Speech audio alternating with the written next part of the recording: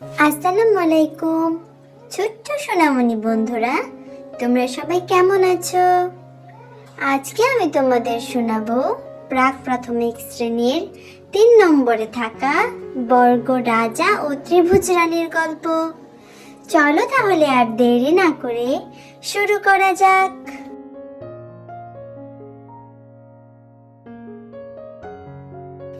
এক ছিল আজব রাজা, তার সব কিছুই চারকোনা, তার মুকুট চারকোনা, সিংহাসনও চারকোনা, তাই রাজার নাম বর্গ রাজা। বর্গ রাজার ছিল এক রানী, রানীর সবকিছুই ৩ কোনা, তার মুকুট ৩ কোনা, অলংকার ৩ কোনা, চেয়ারও ৩ কোনা, তাই রানীর নাম ত্রিভুজ রানী। বর্গ রাজা ও ত্রিভুজ রানীর ছিল একটা গোল বাগান, বাগানের সব কিছুই গোল, পুকুর গোল, মাছ গোল, ফল গোল, পাখিও গোল। বর্গ রাজা ও ত্রিভুজ রানীর খাবার রান্না করত বাঘ মামা।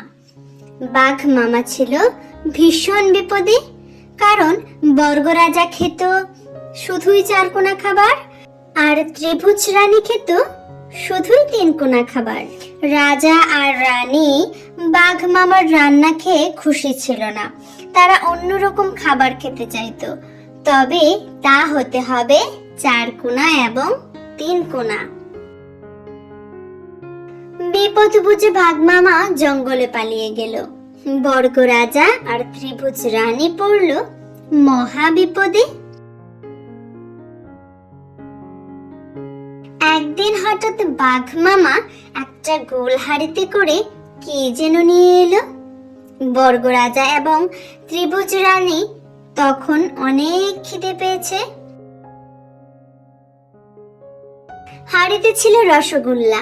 বর্গ রাজা ও ত্রিভুজ রানী চোখ বন্ধ করে একের পর এক রসগোল্লা খেতে থাকলো।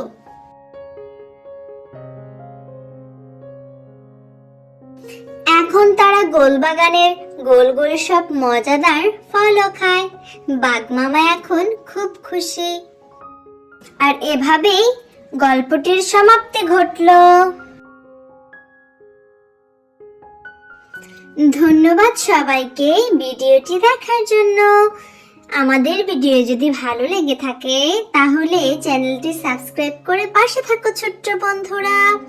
আরো মজার মজার গল্প পেতে আমাদের চ্যানেলের সাথেই থাকো। আল্লাহ হাফেজ।